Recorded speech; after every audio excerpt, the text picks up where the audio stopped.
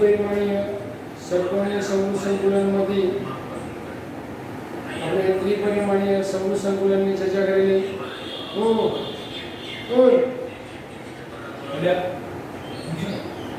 તો એની અંદર બે પ્રકારની વાત કરેલી કે બીજા સ્તર પર પ્રથમ સ્તરને ગોઠવતા પછી સાચું સમૂહ સંકુલન એવી રીતે રચાય છે કે પ્રથમ સ્તર અને બીજા સ્તર પર ગોઠવતા બે પ્રકારના છિદ્રોની આપણે ચર્ચા કરી કે એક જ સ્તરના ત્રણ ગોળાઓ વચ્ચે રચાયેલા છિદ્રની ઉપર એક ત્રીજો ચોથો ગોળો ગોઠવીએ તો ચાર ગોળાને જમણે જોડીએ તો સમચતુષ્ફલકીય રચના રચાય. તેથી બે છિદ્રને આપણે કહેતા હતા સમચતુષ્ફલકીય છિદ્ર. જ્યારે ત્રણ ગોળાના સમચતુષ્ફલકીય છિદ્ર બીજા ત્રણ ગોળાના સમચતુષ્ફલકીય ત્રિકોણીય છિદ્ર એકબીજા સાથે જોડાયેલા હોય. જે ત્રિકોણ છે જેની અંદર ત્રિકોણનું શિરોબિંદુ ઉપર તરફ હોય, બીજા સ્તરનું નીચે તરફ હોય. તો કુલ મતલબ 6 ગોળાના કેન્દ્રને જોડીએ તો અષ્ટફલક રચાય. તેથી એ છિદ્રને આપણે કહેતા હતા અષ્ટફલકીય છિદ્ર. જે આપણે ચિત્રની અંદર દર્શાવે છે કે ટી પ્રકારના જે છિદ્ર છે એ સમચતુષ્ફલકીય છિદ્ર છે અને અમુક પ્રકારના જે છિદ્રો દર્શાવેલા છે એ બધા શું છે? અષ્ટફલકીય છિદ્ર. અને એ છિદ્રોની સંખ્યા સમૂહ સંકુલનમાં રહેલા ગોળાઓની સંખ્યા પર આધાર રાખે છે. જેમ કે ગોળાઓની સંખ્યા n હોય તો સમચતુષ્ફલકીય છિદ્રોની સંખ્યા તેનાથી બમણી એટલે કે 2n હોય અને અષ્ટફલકીય છિદ્રોની સંખ્યા એ ગોળાઓની સંખ્યા જેટલી એટલે કે n હોય ગોળાની સંખ્યા તો અષ્ટફલકીય છિદ્રોની સંખ્યા પણ n હોય. હવે આગળ આપણે ચર્ચા એ કરેલી તો પ્રથમ બીજા સ્તર ઉપર આપણે ત્રીજું સ્તર ગોઠવીએ તો એની પાછી બે રચનાઓ થાય. જેની એક રચનાની આપણે ચર્ચા કરેલી તો બધા જ સમચતુષ્ફલકીય છિદ્રોને ઢાંકતા. તો બે સ્તર તો છે. હવે ત્રીજા સ્તરને બીજા સ્તરના સમચતુષ્ફલકીય છિદ્રો ઉપર ઢાંકીએ તો એ ગોળાની મતલબ ગોઠવણી એ પ્રથમ સ્તર જેવી થશે. જે વ્હાઇટ ચોકડી આપણે દર્શાવેલ છે કે જો અહીંયા કેસરી બીજું સ્તર છે એના સમચતુષ્ફલકીય છિદ્ર ઉપર મતલબ આપણે ત્રીજું સ્તર દર્શાવ્યું તો એની રચના પાછી કેવી થઈ? પ્રથમ સ્તર જેવી થઈ.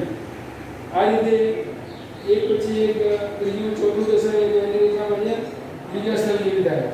તો આ પ્રકારની વાતને આપણે કહેતા હતા એબી પ્રકારની વાત. બરાબર? એબી બે સ્તર અલગ. અને આ પ્રકારે જે રચના રચાશે એને આપણે કહીશું હેક્સાગોનલ ક્યુબિક ક્લોઝ બેક રચના HCB સ્મોલ HCB તરીકે દર્શાવાય. અને મેગ્નેશિયમ અને ઝીંક જેવી ધાતુની અંદર આ પ્રકારની રચના જોવા મળે છે. એ પ્રશ્ન તમને પૂછી શકે મેગ્નેશિયમ અથવા તો ઝીંકની અંદર કયા પ્રકારની ભાગ જોવા મળે છે અથવા તો HCB પ્રકારની ભાગ કયા સ્ફટિકમાં જોવા મળે છે. તો એની વાત આપણે કરી. હવે આપણે જોઈએ છે કે બધા જ અષ્ટફલકીય છિદ્રોને ઢાંકતા. તો ત્રીજું સ્તર બીજા સ્તર પર એવી રીતે ગોઠવવામાં આવે છે કે જેથી તેના ગોળા અષ્ટફલકીય છિદ્રોને ઢાંકે છે. તો આ રીતે ગોઠવવામાં આવે ત્યારે ત્રીજા સ્તરના ગોળાઓ પ્રથમ અથવા બીજા સ્તરના ગોળાઓ સાથે બરોબર રીતે ગોઠવાતા નથી. જો આકૃતિની અંદર અષ્ટફલકીય છિદ્ર છે, અષ્ટફલકીય છિદ્ર છે. જો અહીંયા અષ્ટફલકીય છિદ્ર આપણે ઢાંકીએ એટલે આ અષ્ટફલકીય છિદ્રને ઢાંકીએ તો અહીંયા મતલબ જે ગુલાબી રંગના ચોકથી દર્શાવે છે એની વાત એ રીતે મતલબ તો એ જો સ્તર ગ્રીન કલરનો, બીજો સ્તર કેસરી કલરનો અને ત્રીજો સ્તર આપણે બધા અષ્ટફલકીય છિદ્રો ઢાંકીએ તો એ ગોળાની ગોઠવણી પ્રથમ અને બીજા સ્તરના ગોળાઓ જેવી નથી. પ્રથમ અને બીજાની અલગ છે. પ્રથમ અને બીજા કરતાં બીજા ગોળાની ગોઠવણી અલગ છે. તો આ ત્રીજા સ્તરને આપણે સી લઈએ તો આ પ્રકારે માત્ર જ્યારે હવે એની ઉપર ત્રણની વાત કરી ચોથું ગોઠવીએ તો ચોથું ગોઠવીએ તો મતલબ ક્યાં આવશે? આ ત્રણના મતલબ ચતુષ્ફલકીય છિદ્રો ઉપર એ પાછળ મતલબ કેવું થઈ જાય બીજા સ્તર જેવું થઈ જાય અથવા પ્રથમ સ્તર જેવું થઈ જાય. ઓકે, આ ત્રણ છિદ્રો થયા, ત્રણના વચ્ચે જે છિદ્ર થયું એના પર ચોથું સ્તર બોલાવીએ. ચોથા સ્તરને આપણે વાઈટ મોટું થઈ જશે હવે ધારો કે તો એ ચોથા સ્તરની રચના પ્રથમ સ્તર જેવી થઈ જાય. બરાબર, તો આ મતલબ ત્રણ સ્તરોના ગોળાની ગોઠવણી અલગ પ્રકારની હોવાથી આ પ્રકારના સ્તરની વાતને A B C ત્રણ સ્તરો અલગ. ચોથો વાળો પ્રથમ જેવો, પાંચમો વાળો બીજા જેવો, છઠ્ઠો વાળો ત્રીજા જેવો, એટલે કે ત્રણ સ્તરો અલગ પડે ક્રમિક. એટલે એને ABC પ્રકારની વાત તરીકે દર્શાવવામાં આવે છે. અને આ રચનાને સમગણીય સમૂહ સંકુલિત એટલે કે CCP અથવા તો અલગ કેન્દ્રિત સંગણીય રચના FCC CCP SCP એક જ વાત છે. CCP કઈ જગ્યાએ લઈ ગઈ FCC લગર તો આપણે મતલબ આગળ જે સંગણની વાત કરી હતી FCC લીધા હતા જેની અંદર આપણે નવી મેળવી પ્રત્યેક એકમ કોષમાં પરમાણુ સંખ્યા કેટલી હોય 4 હોય. તો આ પ્રકારની જે વાત છે અથવા તો રચના જે છે એ કોપર અને સિલ્વર જેવી ધાતુઓનો જોવા મળે. ઓલી કેમાં મેગ્નેશિયમ અને ઝીંકની અંદર CB, જ્યારે CCB અથવા તો FCC પ્રકારની મતલબ વાત જે છે અથવા તો એની રચના જે છે કોપર અને સિલ્વર જેવી ધાતુઓ જોવા મળે. હવે બંનેની કોમન વાત કરીએ તો અષ્ટફલકીય છિદ્રોને ઢાંકીએ અથવા તો સમચતુષ્ફલકીય છિદ્રોને ઢાંકીએ તો એ ગોળાઓની સંકુલિત રચના ઘણી મતલબ સંકુચિત હોય.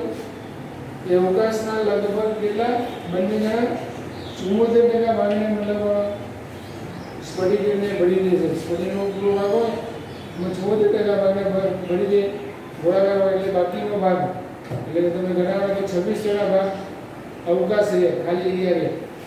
એ તો ગોળાને લીધે આપણે અને પ્રત્યેક ગોળો તેના પડોશીના એક સ્તરના 6 હોય, એક સ્તરના 6 પછી ઉપરના 3 એ રીતે ત્રીજા સ્તરના બીજા 3 આવે તો ટોટલ 12 ગોળાના સંપર્કમાં છે.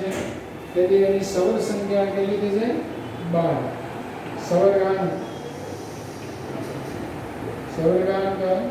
અથવા તો એની સવર સંખ્યા થશે 12 અને એ સ્ફટિકનો 74% ભાગ સ્ફટિકનો 74% ભાગ એ પરમાણુ દ્વારા અથવા તો એના ઘટક કણો દ્વારા અથવા તો ગોળા દ્વારા ઘેરાયેલો રહે. બાકીનો અવકાશ હોય. બાકીની રચનાની આપણે ચર્ચા કરીશું આગળ તો એમાં આના કરતાં ઓછું હશે. એકમાં 68 અને બીજાની અંદર 52 સમથિંગ છે. જેની બધી ચર્ચા આપણે પૂછી કરીશું. પરંતુ એના આધારે આપણે સંયોજનનું સૂત્ર શોધવાના દાખલાની ચર્ચા કરીશું. તો અહીંયા આપણે સમચતુષ્ફલકીય છિદ્ર અને અષ્ટફલકીય છિદ્રની વાત કરી અને એ વાત કરી કે ગોળાની સંખ્યા કરતાં ગોળાની સંખ્યા બરાબર અષ્ટફલકીય છિદ્રોની સંખ્યા હોય, જ્યારે સમચતુષ્ફલકીય છિદ્રોની સંખ્યા એનાથી બમણી હોય. હવે આ જે આપણે કુલ સમૂહ સંકલનની વાત કરી એ સમૂહ સંકલનની અંદર આયનિક સ્ફટિક હોય તો એમાં 2 પ્રકારના આયનો, ધન આયન અને ઋણ આયન. આપણે ભણી ચૂક્યા છે કે ઋણ આયનનું કદ ધન આયન કરતાં વધારે હોય ત્યારે આ જે સમૂહ સંકલન ઋણ આયન રચે SCP CCP વગેરેની રચના અને નાના ધન આયન જે હોય એ નાના ધન આયન એ રચાતા છિદ્રો CCP SCP હોય અથવા તો FCC હોય અથવા તો આદિકેન્દ્રકોષ હોય એના વચ્ચે જે છિદ્ર રચાય ત્રિકોણીય અથવા તો અષ્ટફલકીય છિદ્ર રચાય એ છિદ્રની અંદર નાના ધન આયનો ગોઠવાય. એ ધન આયનનું કદ એટલું મોટું ના હોવું જોઈએ કે છિદ્રની અંદર ગોઠવાઈ શકે નહીં. તો જે સમૂહ સંકુલન રચે છે તો આયનિક સ્ફટિકો તો મોટા કદના જનરલી ઋણ આયનો જ રચે છે અને એની વચ્ચે જે છિદ્ર હોય છિદ્રની અંદર નાના કદવાળા ધન આયન ગોઠવાય અને પૂર્ણ સ્ફટિકની રચના આપણને મળે. તો એ બધું ધ્યાનમાં લઈને આપણે 2 સવાલ કરીએ છીએ. એના આધારે કોઈ પણ સવાલ આપણે હલ કરી શકીએ છીએ.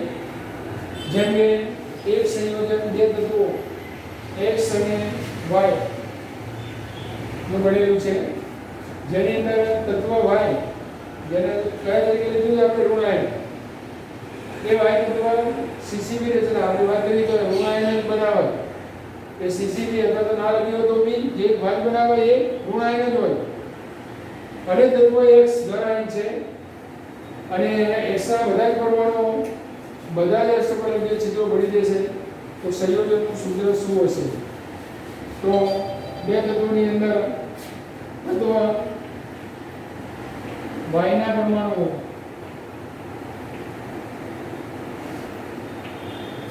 કઈ સીસીબી બાદ બનાવે છે,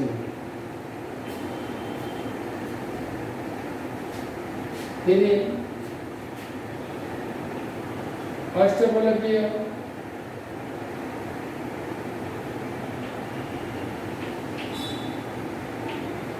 છિદ્રોની સંખ્યા y ના પરમાણુ, હવે આપણે ગોળાના બદલે શું લઈશું? પરમાણુઓ જેટલી થશે, આપણે વાત કરી જેટલા ગોળાના પરમાણુ હોય એટલી જ મતલબ બીજા તત્વ y ના પરમાણુ હોય, પરંતુ x ની લિમિટ આપી છે કે x ના બધા જ પરમાણુ, અહીં x ના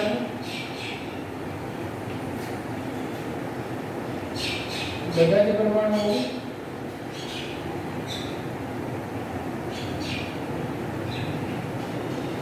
અષ્ટપલકીય છિદ્રોને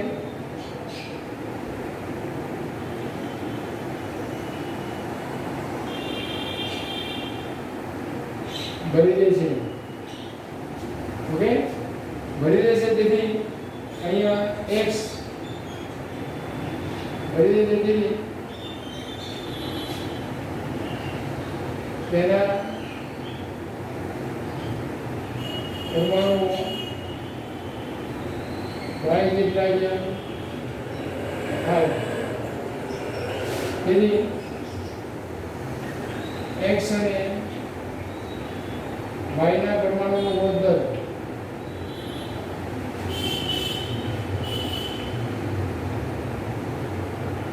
એટલે 1:1 બંનેના પરમાણુ સંખ્યા સરખી છે, તેથી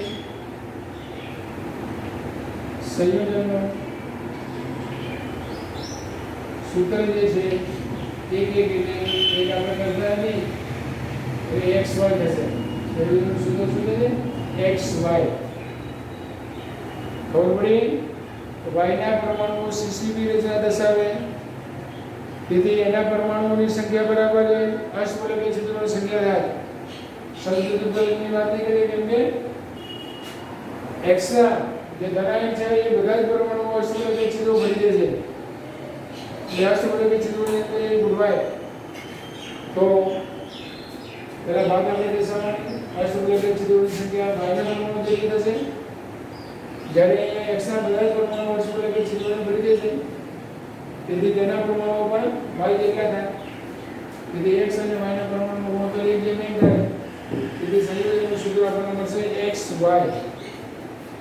હવે બીજો દાખલો લઈએ.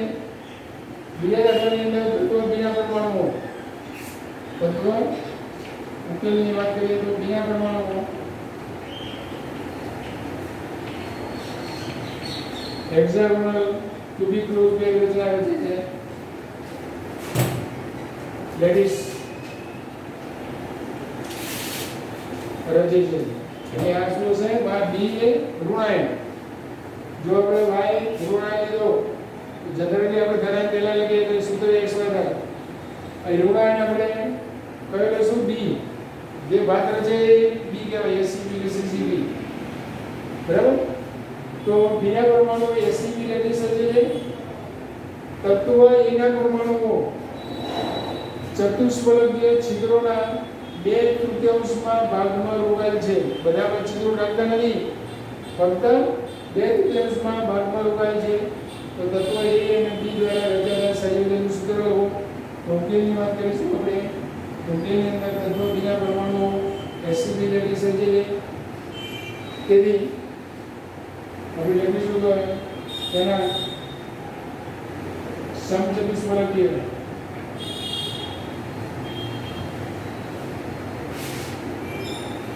છિદ્રોની સંખ્યા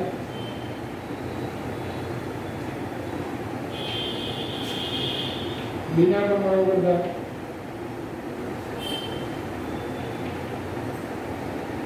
કેવી થશે બમણી થશે અહીં બીજા તત્વની વાત કરીએ કે એના પરમાણુ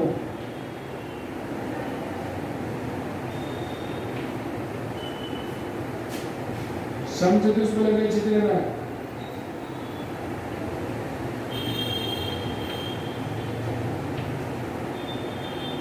પેલામાં આપણે 2/3 ભાગમાં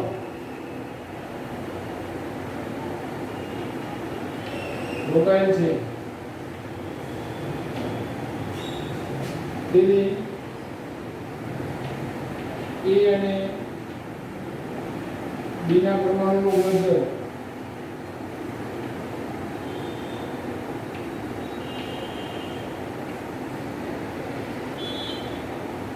जो समचतुष्फलकीय છિદ્રોની સંખ્યા કેટલી થઈ 2 ગુણોત્તર ક્રમશઃ એટલે એના કેટલા આવશે ક્રમશઃ તો સમચતુષ્ફલકીય છિદ્રોની સંખ્યા 2 ડબલ બમણી અને એના 2/3 ભાગના રૂપો છે જેમ અહીંયા આવશે મતલબ બીજા તત્વોની સંખ્યા આપણે લઈએ 1 પહેલો સમચતુષ્ફલકીય છિદ્રોની સંખ્યા 2 થઈ બમણી અને એના પરમાણુ 2/3 ભાગના રૂપે એટલે 2/2/3 તો એનો સાદો ગુણોત્તર લઈશું તો 2 × 4 જેમ શું થશે 3 સામે જાય તો 3 થાય તેથી સંયોજનનું સૂત્ર વ્યવહાર સંયોજનનું સૂત્ર શું છે A4B3 સંયોજનનું સૂત્ર છે A4B3 થાય તો આપણે મતલબ આખો દાખલો પૂછાય તો 2 માર્ક્સનું અથવા તો નાના પ્રશ્ન તરીકે પૂછાય તો મતલબ આપણે સિમ્પલી ગણતરી કરી અને આની અંદર 2 માર્કમાં થિયરી જે તમે લખો થોડું લખો એના 1 માર્ક્સ અને સાચું સૂત્ર લખો એનો 1 માર્ક હોય તો કમસે કમ આપણને સાચું સૂત્ર લખવાનું કંઈ નથી જે પ્રકારની વાત કરી હોય વાત કરવાની જે છિદ્રોની વાત કરી હોય છિદ્રોની વાત કરવાની કે અષ્ટફલકીય છિદ્રો પરમાણુની સંખ્યા કેટલી થશે સમચતુષ્ફલકીય છિદ્રો હોય તો એની સંખ્યા બમણી થશે અને અહીંયા ભાગ જે છે એ રોગ મતલબ ભાગની અંદર 1/3 આવો 2/3 1/4 વગેરે મતલબ આંકડા બદલાય x અને y a અને b ના બદલે p અને q b આપે અથવા c અને d ગમે તે કોઈ બી આપે પરંતુ આપણે સૂત્ર આપણે રચી શકીએ બરાબર તો એ રીતે ભાગ ઉપરની છિદ્રોની વાત કરીએ છિદ્રોની સંખ્યા આપણે જાણીએ છીએ તો જેટલા ગોળાની સંખ્યા હોય ગોળાના પરમાણુ સંખ્યા હોય એટલી સંખ્યા અષ્ટફલકીય છિદ્રોની હોય અને એનાથી બમણી સંખ્યા જે પરમાણુ સંખ્યા હોય એના કરતાં બમણી સંખ્યા સમચતુષ્ફલકીય છિદ્રોની સંખ્યા હોય અને આપણે સીસીપી અથવા કે એસસીપી રચનાની અંદર આ રીતે સંયોજનનું આપણે અણુ સૂત્ર શોધી શકીએ છીએ તો અત્યારે આપણે લેક્ચરને વિરામ આપીએ છીએ આપણે ટોટલ સમૂહ સંકળોની ચર્ચા કરી હવે આગળ આપણે દરેક પ્રકારના રચના જેની અંદર 3 પ્રકારની એક એફસીસી રચના અથવા તો એસસીપી ને બધું એક જ આવે એની અંદર ગોળાઓ દ્વારા રોકાયેલું મતલબ કદની ગણતરી કરીશું પછી ડીસીસીની અંદર અંતર્કેન્દ્રિતની વાત આમાં નથી આવી ડીસીસીની વાત કરીશું અને સાદો એકમ કોષ એટલે કે આદિમ એકમ કોષની અંદર કેટલા ટકા ભાગ ગોળાઓ દ્વારા રોકાયેલ છે એની અંદર ગણતરી નેક્સ્ટ લેક્ચરની અંદર કરીશું અત્યારે આપણે લેક્ચરને વિરામ આપીએ જય સ્વામિનારાયણ